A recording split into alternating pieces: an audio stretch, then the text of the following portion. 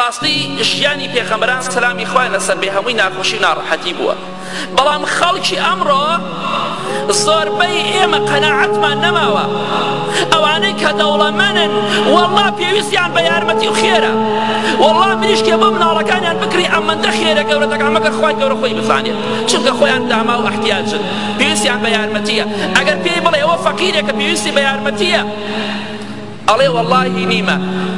5 دقە دوای ئەوە تەلەفونێکی بۆ بکرێ فڵان عەرزەیە بە 10 دەفتەر یەکسەر ڕاکا بۆ ئەیکڕێ ئەی وەڵڵا تۆڕەت لێ بکاتەوە لە دنیا و لە قیامەتە سوک و ڕیسوات بکات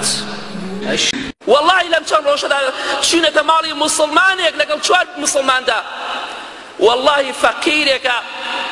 8 مناڵی هەیە بێوەش نییەکە ئەی دەوڵەمەندەکان بۆ لە خوا ناترسن والله پرسیارم لێ کرد خوشکی بەڕێزم تخوا مناڵەکانت چەندە جار گۆشت دەخۆن وتی واللهی ماین جارێکش ئەگەر بریشکیان بۆ بکڕم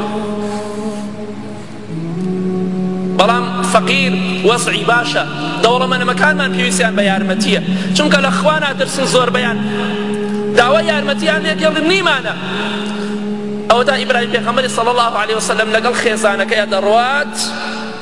بۆ شاری مەکە تەنها کونەی ئاویان پێ لەگەڵ کۆمەڵێک خورمادا کیسەیە خورمای پێ تەواو پێغەمبەری خوا صلی الله علیه وسلم کەعبی کوڕی عوجرە دەفەرمێ ڕۆژێکیان پێغەمبەری خوام بینی صلی الله علیه وسلم ڕەنگی تێکچوو بوو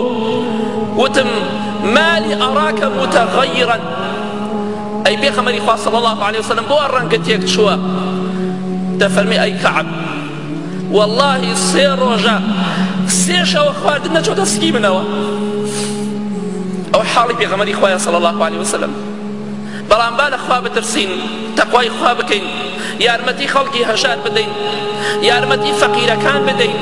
با بەس بکڕۆزێنەوە فەقیر ناکڕۆزێتەوە دەوڵەمەندەکان نەکڕۆزێنەوە بە بەڵگەوە دەڵێم واللهی زۆربەیان لە خوا ناترسن ئەگەر لە خوا بترسانایە ئینسانی وا هەیە دەیەهات دەفتەر زەکاتی هەیە زەکاتەکە دەرناکات ئەگەر ئەوانە لە خوا بترسن دەتوانن خزمەتی خەڵکن